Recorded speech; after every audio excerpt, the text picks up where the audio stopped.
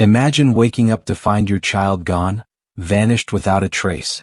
The panic, the fear, the desperate hope that she's just hiding somewhere, playing a cruel game of hide and seek.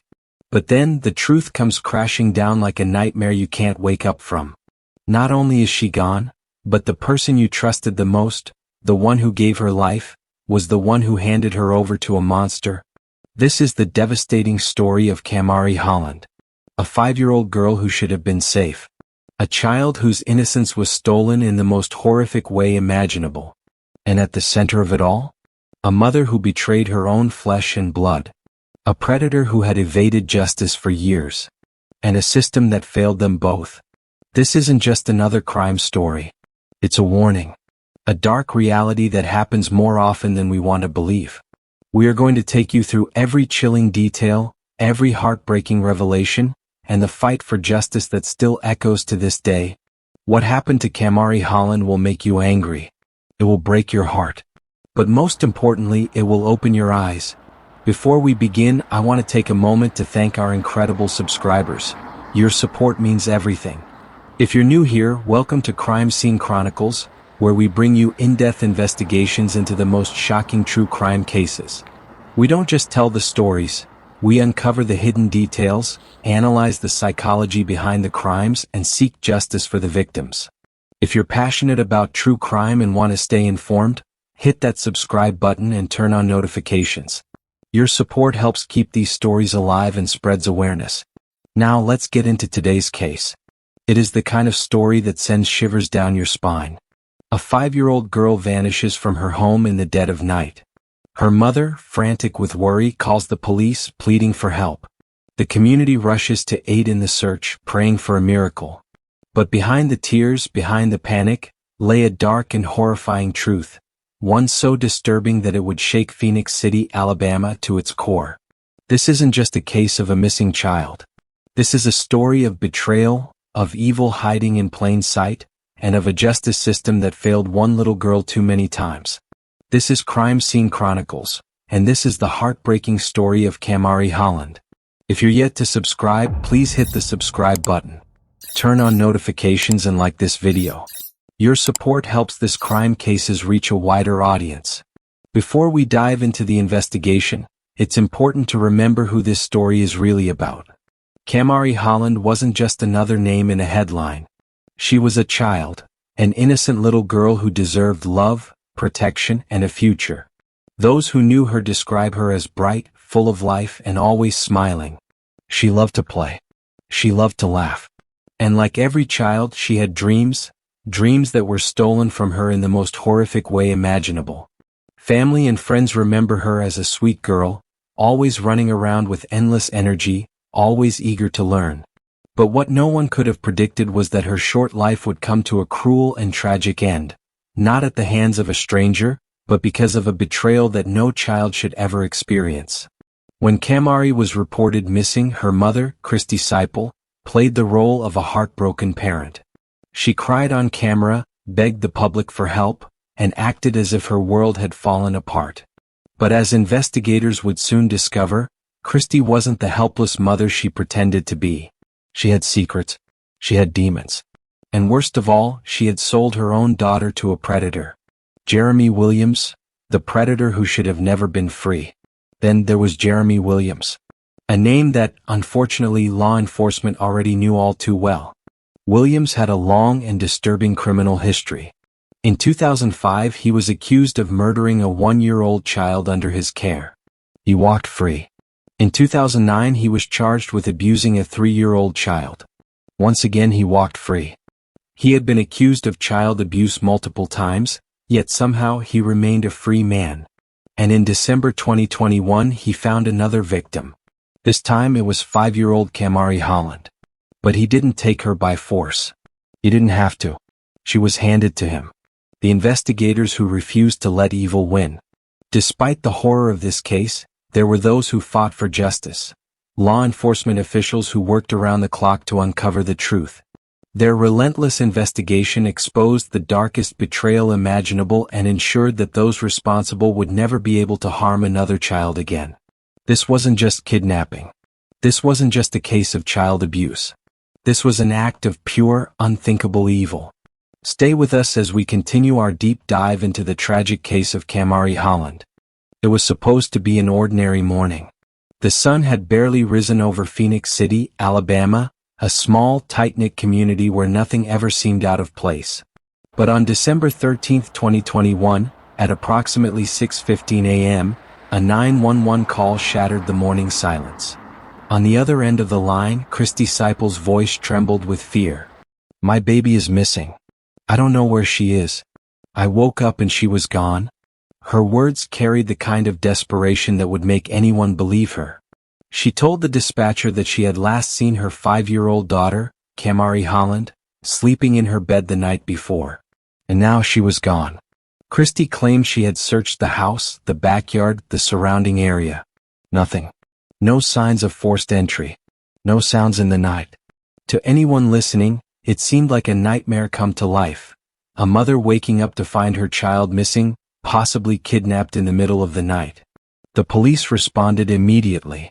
But what they didn't know, what no one could have known at that moment, was that Kamarie was already dead. And her mother? She already knew exactly where she was. Phoenix City Police Department officers arrived at Christy Seipel's home within minutes of the 911 call. The first thing they noticed was that there was no sign of a break-in. No open windows. No forced doors. Nothing that suggested someone had entered the home and taken Kamarie. Police immediately issued a "Be on the lookout for Kamarie." Officers searched the neighborhood, knocked on doors and questioned neighbors. Meanwhile, Christy's behavior raised suspicions. Oh, she cried, but there were no real tears. Oh, she repeated her story over and over, almost as if she was trying to convince herself it was true. Oh, and the biggest red flag? She never asked investigators what they were doing to find Kamarie. Officers began widening their search area. Police dogs were brought in. Local news stations picked up the story, urging the public to keep an eye out for Kamarie. Friends and neighbors formed search parties, hoping for a miracle. By this time, investigators had a gut feeling that something was off. Because Kamarie hadn't just wandered away. She hadn't been taken by some random stranger. This crime was personal. And someone in her own home knew exactly what happened. As police questioned Christy, they noticed that her story kept changing. First, she said she had no idea where Kamarie could be. Then, she mentioned an old friend who had been around recently. Finally, under pressure, she gave investigators a name, Jeremy Williams. The moment that name was mentioned, investigators knew they had a prime suspect. Because Jeremy Williams was already well known to law enforcement. He had a criminal record filled with child abuse allegations. He had previously been accused of murder but walked free. He was a convicted sex offender. Investigators discovered that Jeremy Williams had recently been in contact with Christy. Phone records placed him near her home the night before Kamarie went missing. His name kept appearing. Again and again. And then they found something even more chilling. A connection between Jeremy Williams and an abandoned house in Russell County, Alabama. An old, decaying house where Williams had once lived. The moment police learned about that location, they raced to the scene. What they found inside would change the course of the entire investigation. And finally, reveal the dark, horrifying truth behind Kamarie Holland's disappearance. Inside the abandoned home, officers found a sight no one should ever have to see. A small body. Lifeless and abused. Kamarie Holland was dead. She hadn't been kidnapped. She hadn't gone missing. She had been sold. And the person who sold her? Her own mother. This wasn't just a murder. This was human trafficking at its most evil. Stay with us. The story is just beginning. If you believe stories like these need to be told, if you want justice for victims like Kamarie, then subscribe to this channel. We don't just report the crime, we expose the truth. As law enforcement pieced together the final hours before Kamarie Holland disappeared, one name kept resurfacing, Jeremy Williams. Christy Seipel, under intense questioning, reluctantly admitted that she knew him well. Too well. Police obtained cell phone data, surveillance footage, and testimonies from neighbors. Everything pointed to one location. An abandoned house in Russell County, Alabama. A house that, at first glance, looked like nothing more than a forgotten structure. But inside, behind those decaying walls, was a scene straight out of a nightmare. Officers entered the abandoned home off Highway 165, with guns drawn, bracing for the worst. The air inside was thick, stale, the kind of silence that tells you something terrible has happened. As they moved through the house, they found a small, lifeless body. It was Kamarie. A child who had once been so full of life, so full of laughter, now lay motionless in a place no child should ever be. The autopsy revealed the brutal reality of what Kamarie endured in her final moments. Cause of death: strangulation. Signs of sexual assault. Bruises and injuries indicating prolonged abuse. This wasn't a tragic accident. This was torture. And the person responsible? A predator who had slipped through the cracks of the justice system over and over again. With overwhelming evidence against him, police tracked down Jeremy Williams and placed him under arrest. He was calm. Too calm. As officers handcuffed him and placed him in the squad car, he didn't cry. He didn't beg. He didn't even look surprised. Because Jeremy Williams had been here before. He had been accused of crimes against children before. And somehow he had always walked free. Inside the interrogation room, detectives pushed Jeremy for answers. Where were you last night? Why was Kamarie in your house? What did you do to her? At first he denied everything. Then he changed his story. Then he changed it again. He claimed that he had nothing to do with Kamarie's death. That he had found her already unconscious when she arrived. But detectives weren't buying it. The evidence was overwhelming. His DNA was found on Kamarie's body. Cell phone records placed him near the crime scene. Security footage showed him meeting with Christy Seipel the night before Kamarie went missing. They had him. And this time he wasn't going to walk away. As the case against Williams unfolded, a terrifying truth came to light. This wasn't his first time harming a child. 2005, the mysterious death of a 1-year-old. Jeremy Williams was accused of murdering a baby in Columbus, Georgia. The child had suffered fatal injuries while in his care. No charges were filed. 2009, child abuse charges.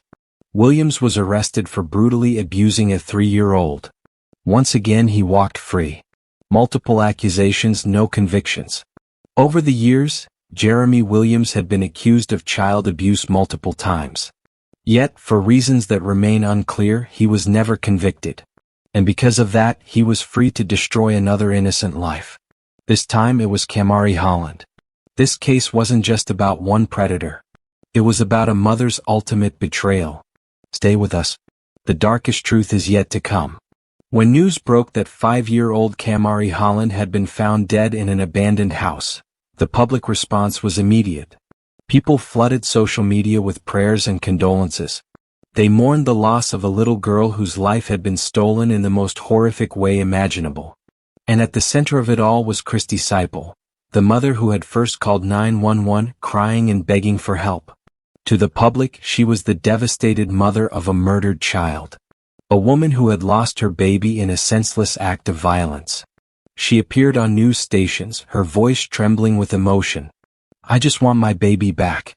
I don't understand why someone would do this. The world sympathized with her.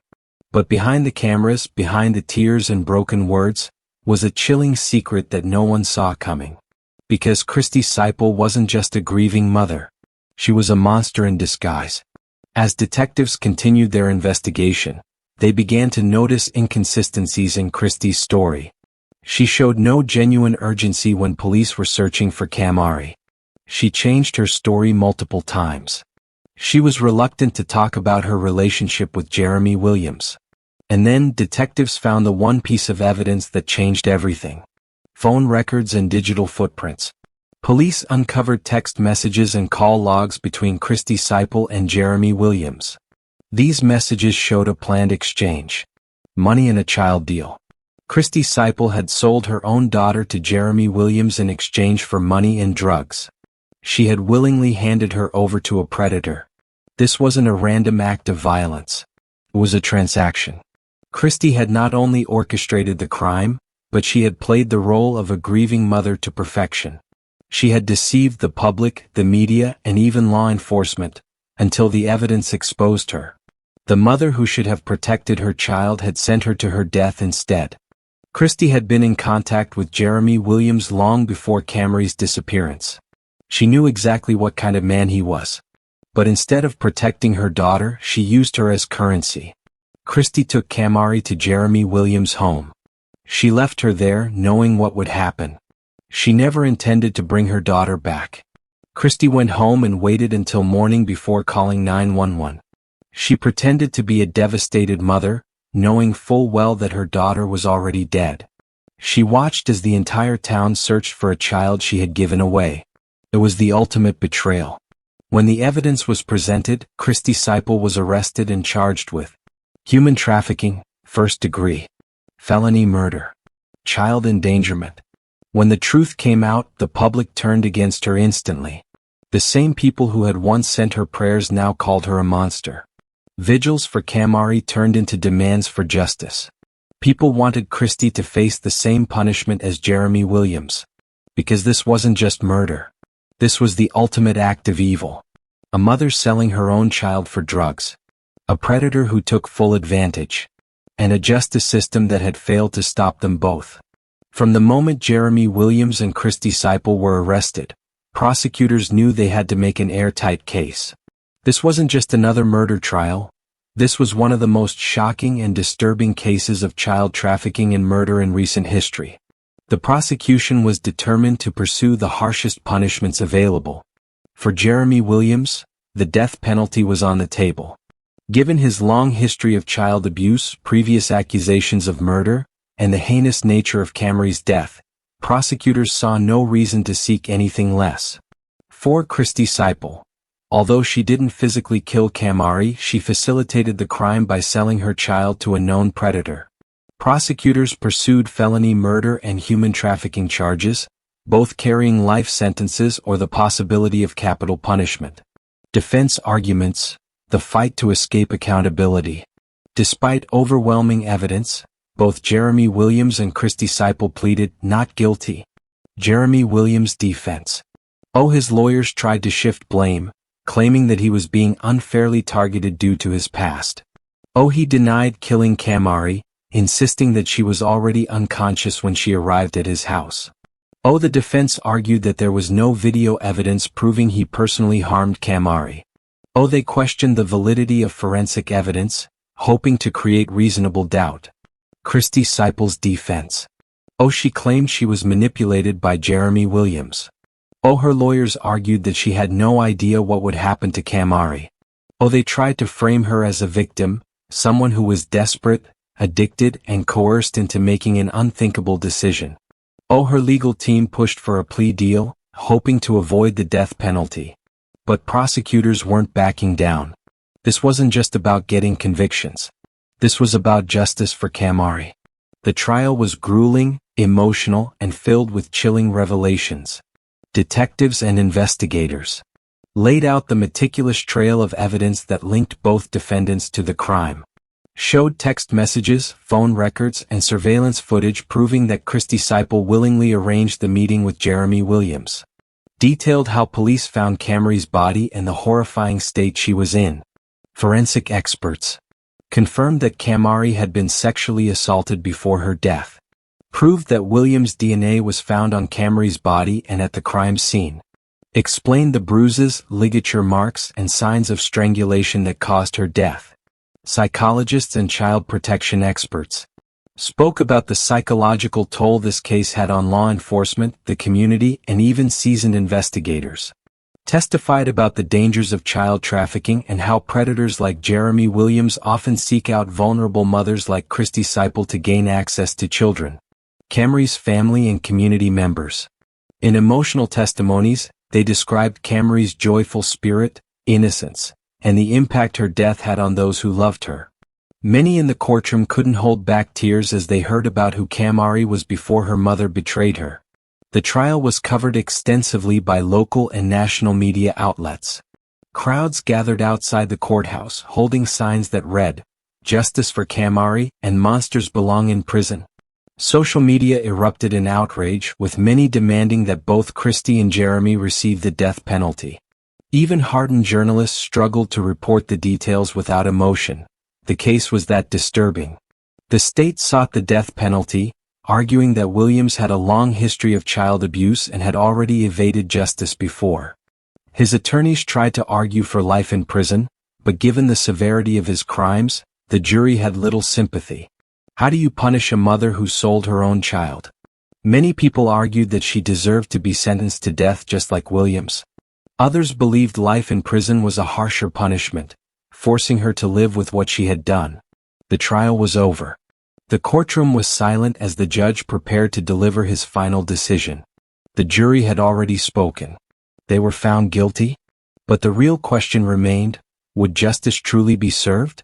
On April 15, 2024, Jeremy Williams, a man with a long history of child abuse and murder accusations, was sentenced to death by Russell County Circuit Court Judge David Johnson. The court found him guilty on multiple counts of capital murder, kidnapping, and sexual assault of 5-year-old Kamarie Holland. For the community, the verdict was both a relief and a reminder of the horror that had unfolded. This was a predator who had evaded justice for years. This was a system that had failed children before. But this time there would be no escape. The death penalty was the maximum punishment under Alabama law, and for many, it was the only fitting sentence for the monster who had destroyed Kamarie's life. For Kamarie's mother, Christy Seipel, the road to justice was different. Initially charged with capital murder and human trafficking, many believed she should face the same fate as Jeremy Williams. But in a controversial plea deal, she pleaded guilty to 1 count of human sex trafficking and was sentenced to 20 years in prison. 20 years for selling her own daughter. 20 years for handing her over to a predator. For many, this sentence wasn't enough. The public was outraged. Advocacy groups called for tougher sentences for parents who facilitate human trafficking. Some believed she deserved life in prison or even the death penalty. But regardless of the sentence, one fact remained: she would never be Kamarie's mother again. And even in prison, she would carry the weight of her betrayal for the rest of her life. Even as the courtroom doors closed, the world refused to forget Kamarie. Candlelight vigils were held in her honor. People gathered to celebrate her short life, mourning what could have been. A memorial fund was created in her name to support victims of child trafficking and abuse. She was gone, but her name would never be erased. National outrage over child trafficking and sex crimes. The case sparked a nationwide conversation about child trafficking, parental accountability, and the justice system.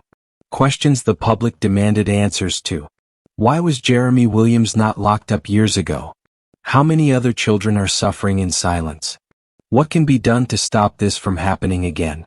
The hashtag Justice for Kamarie spread across platforms. People demanded harsher punishments for child predators, stronger monitoring of repeat offenders, tougher sentences for parents who enable these crimes. Because for many, this wasn't just about Kamarie anymore. This was about every child who had been failed before her. And every child still in danger today. In the wake of Kamarie's death, lawmakers in Alabama and Georgia faced immense pressure to take action. Proposals included mandatory life sentences for repeat child abusers, stronger laws requiring tracking of convicted sex offenders, parental accountability laws that criminalize child endangerment and trafficking more aggressively, child protection laws in Alabama and Georgia. Advocacy groups work to improve child protection laws, increasing awareness of how trafficking occurs even within families. New training programs were implemented to teach teachers, social workers, and law enforcement how to identify at-risk children. The case sparked debates on whether the state should monitor parents with a history of neglect and abuse more closely. Because one thing was clear: what happened to Kamarie should have never been allowed to happen. At the end of the day, no law, no prison sentence, and no courtroom verdict can bring Kamarie back. But her story can save other children. Her name can remind the world what happens when evil is allowed to go unchecked. And her memory can push for real change. Because the fight doesn't end with a guilty verdict. It only ends when children like Kamarie are finally safe. Every year, thousands of children fall victim to abuse, trafficking, and violence, often at the hands of those they trust the most. Kamarie Holland's story is a devastating reminder of the evil that exists, but it's also a call to action. We cannot save Kamarie, but we can fight to save the next child. If you see something, say something. If you suspect abuse, report it. No child should ever suffer in silence. Predators don't always lurk in the shadows. Sometimes they live next door. Sometimes they are the people we trust. Parents must be vigilant. Who is around your child? Who are they talking to? Who do they trust? The most dangerous predators don't take children by force. They manipulate, they groom, they deceive. The importance of reporting suspicious activities. If something feels off, report it.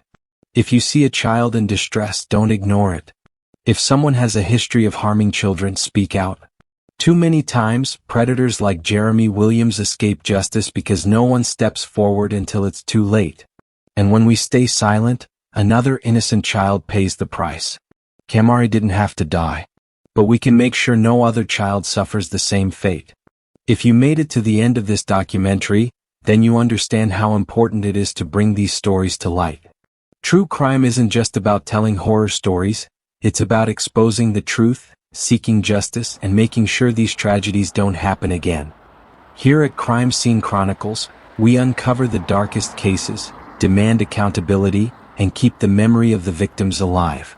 Hit the subscribe button and turn on notifications so you never miss an update.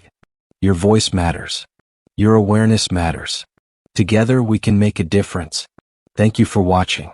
Rest in peace, Kamarie Holland. You will never be forgotten.